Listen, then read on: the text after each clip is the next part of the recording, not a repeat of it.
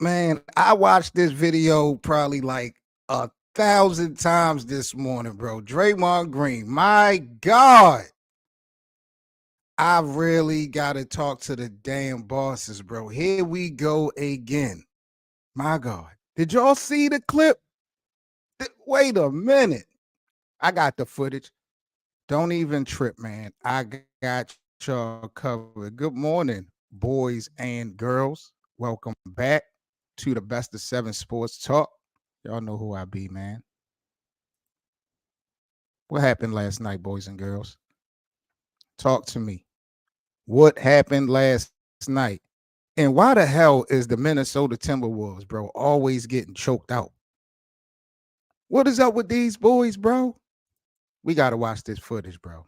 We got to watch this footage. Let me see if I can bring this to light, yo. This was just too funny, bro. This was too funny. I'm not going to play the audio, but man. So Clay got into it at first with Daniels. Yo, look at Draymond, bro. Hold on. Got to bring this up a little bit more, bro. Look at Draymond. We're going to do this in slow motion, bro. This is how we're going to do this. Give me a minute, damn it. Smash that like button while I'm trying to get this together. Look at your boy. Look at y'all boy, Draymond. Yo, he went straight for this man's neck. Look at him. Bro, this yo. No, son. Now watch this. Now watch this. Now watch Rudy Gobert. Rudy Gobert. What is Rudy trying to do? Is he trying to get in between these two guys, or is he trying to get at Klay Thompson? Because he doesn't go for Daniels. He wraps his hand around Klay first. Then it seems like he was trying to get in between, and that's when Draymond had already put the grip down. Look at this. Yo. Stop playing with your boy, bro. Nah, son. That's not even right, bro. What is going on?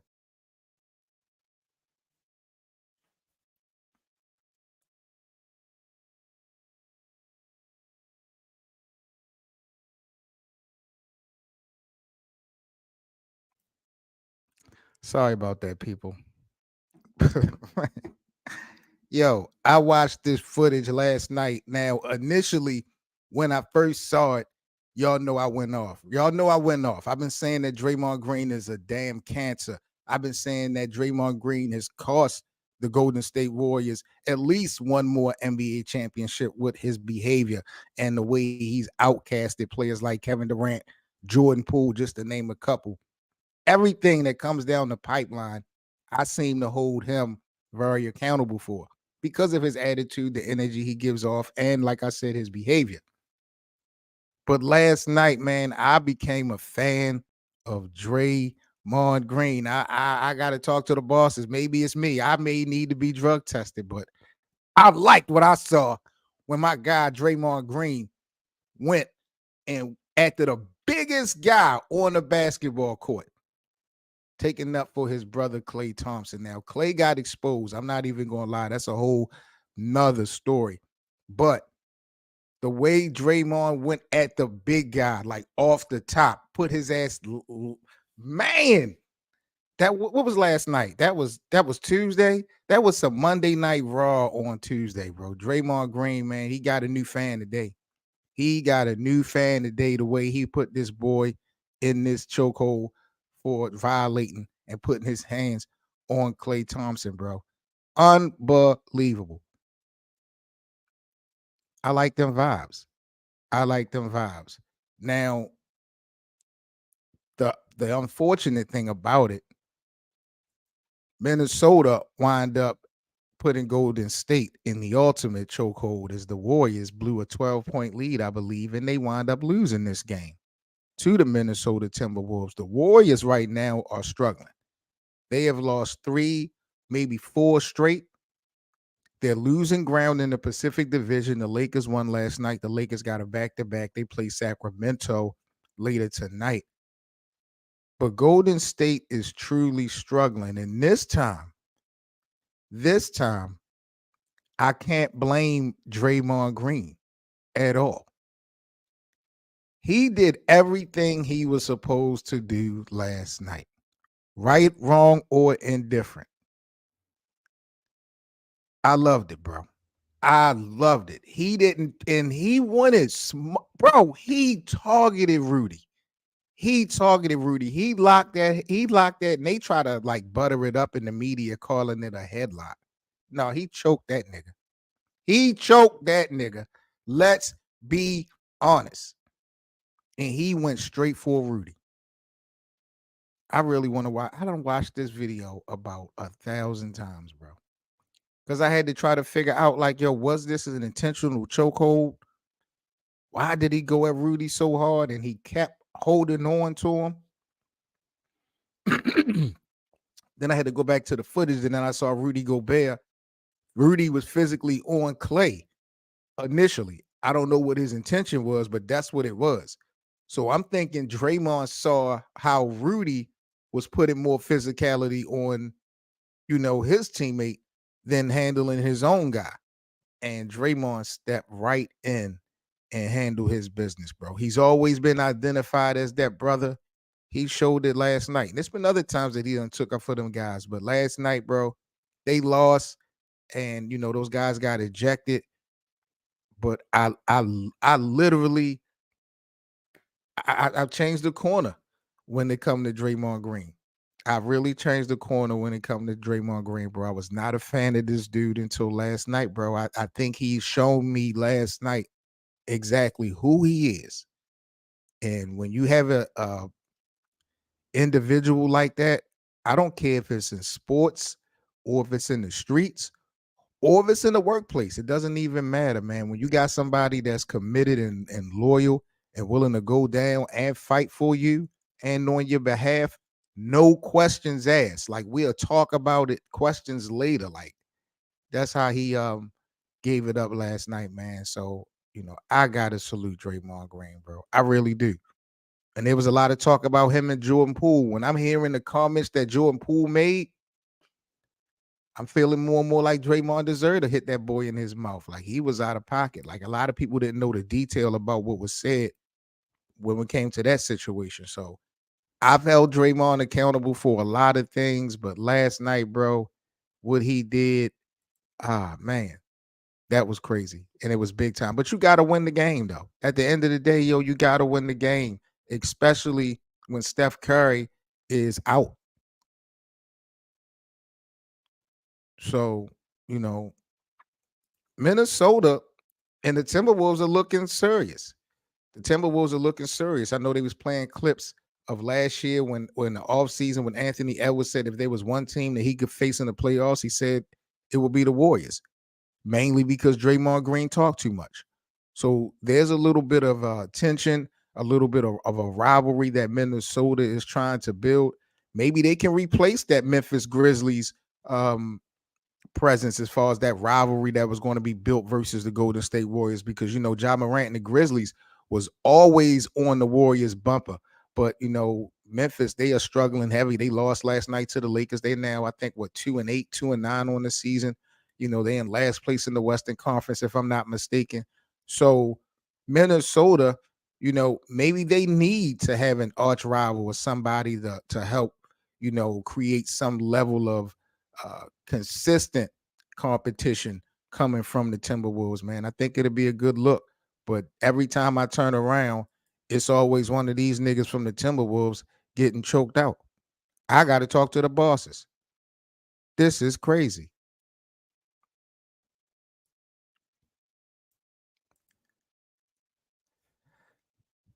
Let's get into the next topic of discussion this morning, boys and girls. Zach Levine out in Chicago. Is it real? Let's talk about it. What are my thoughts on Zach Levine? What are y'all thoughts on Zach Levine? What do y'all look when y'all look into Zach Levine? What do y'all see? He has definitely shown to me that he can play basketball. He hit some clutch shots over the years. He can play the game. To me, he has yet to supersede his game from the slam dunk aura of him being that guy in the slam dunk contest. I think he's shown that he has a great game. He is one of the better two guards in the NBA. But I don't think that his game has matched up to the hype of who he was because of the slam dunk contest. Similar to, Aaron Gordon, but Aaron Gordon is getting a little better, and now Aaron Gordon is a champion. But Zach Levine, I still think he's a good player, but it doesn't seem to be working in Chicago. And they got a couple issues going down in Chicago. I mean, you got Lonzo Ball, you got DeMar DeRozan, and I don't know really who is more valuable to keep and build in Chicago. Like, I don't know what direction that they really want to go. Because on paper, those are some good wing guys. You got DeRozan and Levine. They kind of play similar styles, kind of sort of, but they two young, promising guys. I felt like they would make some noise in Chicago, but the Bulls might be actually rebuilding. I don't know. But there's a lot of speculation that not Caruso, and even Caruso might be on the move. There was talks about Alex Caruso being traded by the Bulls. I don't know if the Bulls are trying to clean house or what direction they are doing, but you would have to think that more than likely Zach Levine could possibly be moved somewhere. And I saw this visual on social media this morning, and they wanted to know who says no to this. The Chicago Bulls would get Zach Levine and Alex Caruso. The Los Angeles Lakers would get Austin Reeves, Rui Hachimura, D'Angelo Russell, and the 2029 first round pick. Wow. Who says no? I say no. I say hell no. Because when I look at this, you are giving up too much potential from the Lakers standpoint for a guy that's really unproven in Zach Levine to a fault. And with Alex Caruso, we read that book before, and it was a good piece that helped win the championship. But you may need Alex Caruso at this point, along with the Hachimuras and the Austin Reeves or the D'Lo. I don't think that it's a good swap. I don't think he's that good on both ends of the court to replace that. Got my brother Hank, fourth game vision. Good morning, gang. What's going on, brother? What's going on? You know how I'm doing in the morning, bro. I'm coming at these guys like a machine gun every morning, bro. I'm nonstop with it. And I just finished talking about Draymond Green. What was your reaction, bro, to the way he choked Rudy Gobert last night? Jesus Christ. Yeah, when I saw that, I was like, whoa, whoa, whoa. It seemed like he grabbed him out of nowhere. But when you look at the clip again, you're like, okay, well, Rudy Gobert, went out the Clay and grabbed him by the neck. So Thank Draymond you. just reacted. Thank you. He did what a teammate was supposed to do. And Gobert talking about he don't want to play without Steph. That might be a little bit true, but he gonna stand by his guys first. He gonna stand like they say, stand on business, right?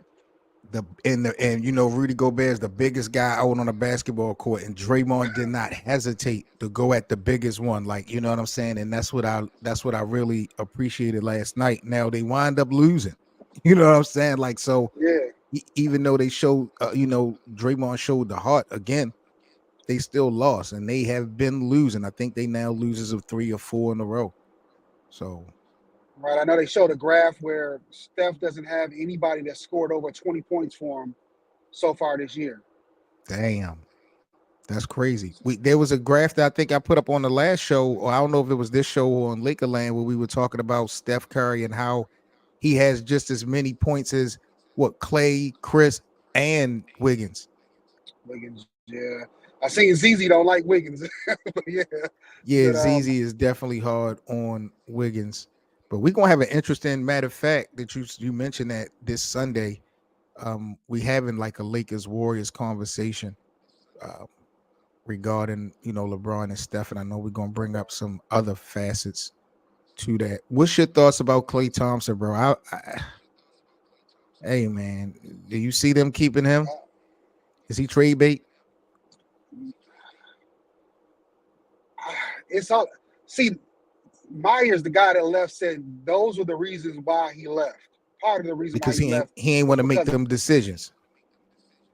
Clay, and Draymond. And honestly, in my opinion, I feel like he probably wanted to go in a different direction because think about it. They traded Jordan Poole. I think he may have wanted to be on the side of the future, Yep. building a future around. He knows that Dre and Clay, especially Clay, is probably past his prime, especially with that injury.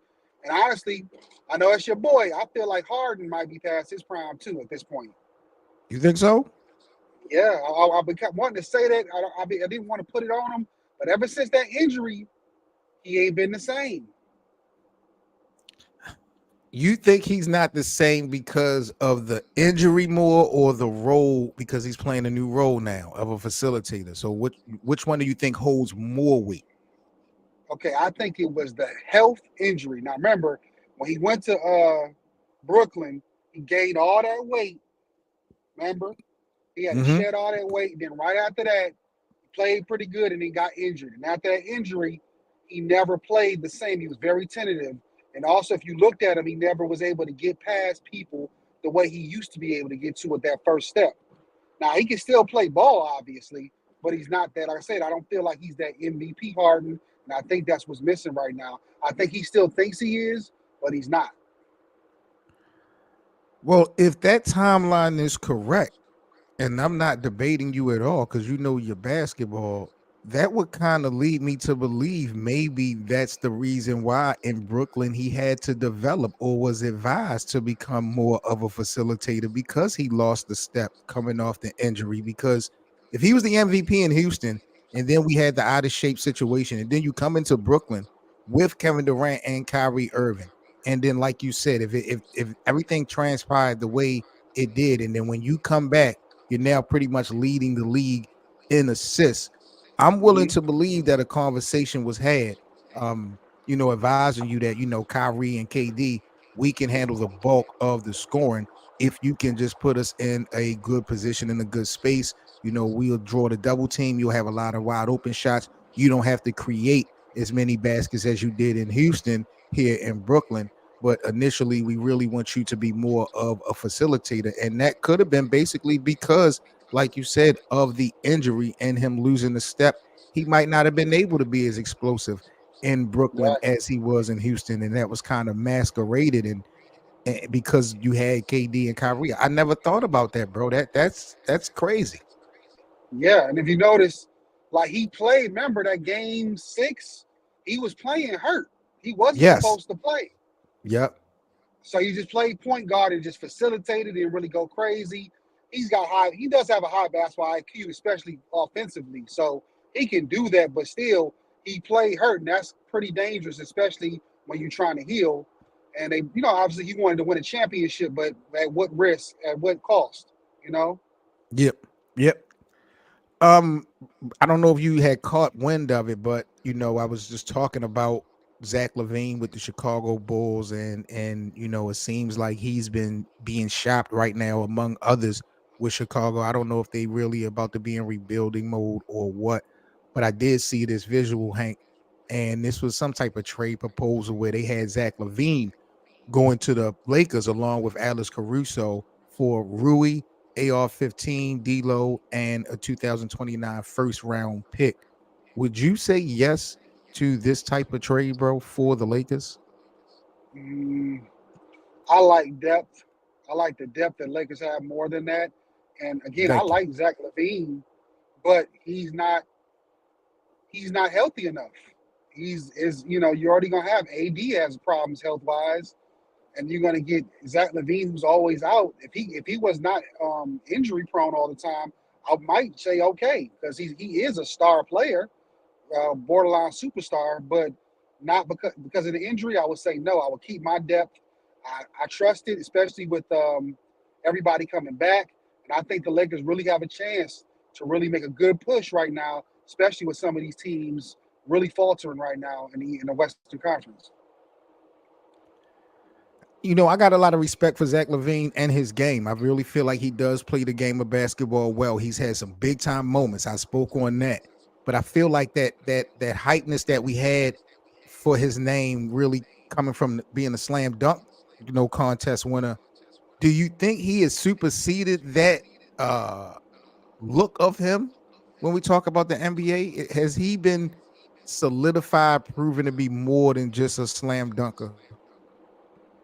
He really hasn't again because of him not being healthy. Now, in my eyes, yes, his game is vastly improved from the slam dunk face offs with my man from Denver. What's Aaron his name? Gordon. Aaron Darren Gordon. Gordon. They both of their games have vastly improved over that Absolutely. time, but he hasn't really been able to showcase that because he's been out a lot. So Right. when he needs to get that TV time, when it's time for him to maybe get some All Star selections, he's He not available. unavailable. So that's the reason why I think that stigma is on him a little bit still. He's just a dunker, and he still can dunk too.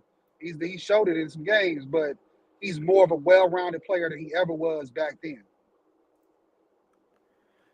If he was healthy and you got LeBron Watch and out. him Vehicle on and shoulder ahead. AD, I think it would be dope. But like Oh you yeah, said, you're sacrificing a lot when you talk about death, which is very important. Um, definitely. I like Rui. Rui's coming back to play now. D'Lo starting, it's fine, and Caruso on the bench is a better slot for him, especially since of that USA team run. I think he can get his legs back under him and help the team off the bench. yeah, I agree. I agree. One more quick question for you, bro, before I get up out of here. I did see another visual. Did I not upload it up? Okay. In your opinion, because I know you be locked in, bro, we'll look at this image. Who has the best podcast out right now between these eight Ooh, individuals, in your opinion? Who has the best podcast right now? put that back up for me. I just want to see it again. Got you. Yeah, all of them are pretty solid. To be honest with you, my favorite is probably Gilbert, and then probably Podcast P. Gilbert Arenas and Podcast P. Yep. Ah, And man. I forgot JJ in the corner right there. I listen to JJ a lot. Yeah, I think Gilbert definitely number one. I like Pat Bev. I like Pat Bev's podcast, him and Rome. I haven't I listened like to that enough podcast. of it. The Yeah, some of the clips I've heard has been pretty cool, but I gotta sit down and listen to them in full. word. All right, man. I'm about to sign off. Just had to do my quick 30 in the morning, man. You know how I do. What you got going on today, bro? Man, just getting off the time clicker, and now I'm about to probably try to post something too, and hopefully, if I do some live, maybe you can jump on later. I'm here all day, man. I ain't doing nothing. Let me know, man. I'm definitely trying to chop it up and talk some sports. I'm in the house. The kids is gone, so I'm gonna try Yeah, to I got enjoy you. my little time off for real. All right. Sure. I That's a appreciate fact. you letting me be on for sure. Oh, of course, man. As always, man. And thank you for coming up last night. Like I say, bro, man, please just pop up as much as you can when it comes to the Lakerland show, because I had one of the admins ask me about you yesterday. Matter of fact, early yesterday, Okay. because they like your vibe. You know what I'm saying? So, I said I already sent your profile off and all that. So Just keep being visual, man. Yes, sir. You know, I would have the screen on now, but I'm busy with this driving.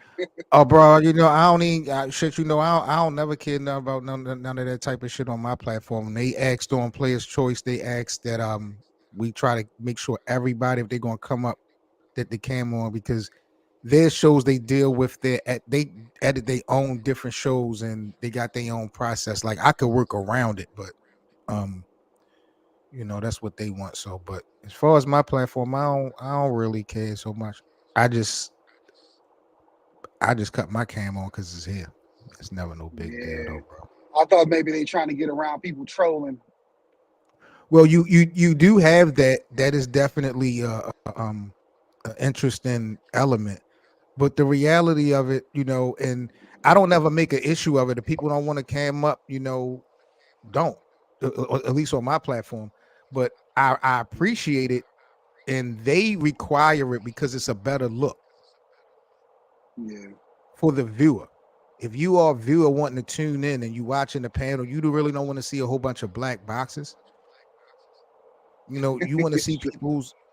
people's facial expression.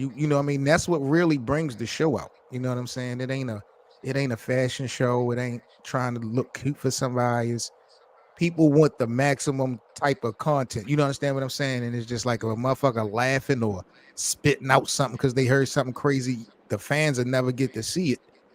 You know what I'm Yeah, saying? Because people's blacked out. So they give Ticket a pass. I don't know why they give Ticket so much a pass, but we got a new CEO for Players Choice, and he's really trying to shut down on bringing people up on screen that's not on camera. yeah, I know. That's So how I say. I know Ticket is always blacked out for the most part. yeah, but he's so box office they can't. What the fuck they gonna do? You know what I mean? Like you'll be Right. a fool to isolate or to have him leave the plat. You're losing too much. You know what I'm saying? But he might have to change his ways too, because this new CEO, he ain't playing. He not playing. Yeah, But it's a good look. It's more professional, and they're trying to lock in them sponsors. So yeah, bringing that money. yeah, that's what it's about at the end of the day. And a lot of their other shows that they have as far as panels, everybody's cammed up. Everybody. You know what I'm saying? So it's just a better look for the fans. So that's why I always embrace people putting their cameras on. I don't give a fuck about what your shit look like. But sometimes people be outside, sometimes people be driving, and people still want to support your show and your platform. And I don't really want to alienate nobody from, supporting or giving their opinion. That's why I personally don't really give a fuck. But you know, other platforms, rules is rules. You know how this shit go though. Yeah. Yeah. All right, gang. I'm gonna holler at you later, man. Like I say, just hit me if you want to tap in, and I'll be around, bro. I'm outside. All right. All right, G. Salute. Salute, my guy. Peace. All right, people. Thank you guys for joining me this morning. Y'all already know I told y'all I was going to come at y'all guys every goddamn morning here at the Best of Seven Sports Talking. We doing it live, man. Try to get at you guys at 8:30 Eastern every morning. So you guys enjoy. Hope you guys stay safe. I'll catch you all tomorrow morning, same time, same channel. Y'all know the vibes here at the Best of Seven. Subscribe if you're new to the channel, and also become a member. Check out all the exclusive videos that we have for our members, as well as our perks, prizes, discounts, and giveaways. Become a member of this platform. Catch you guys in the morning, man. I am out. Peace.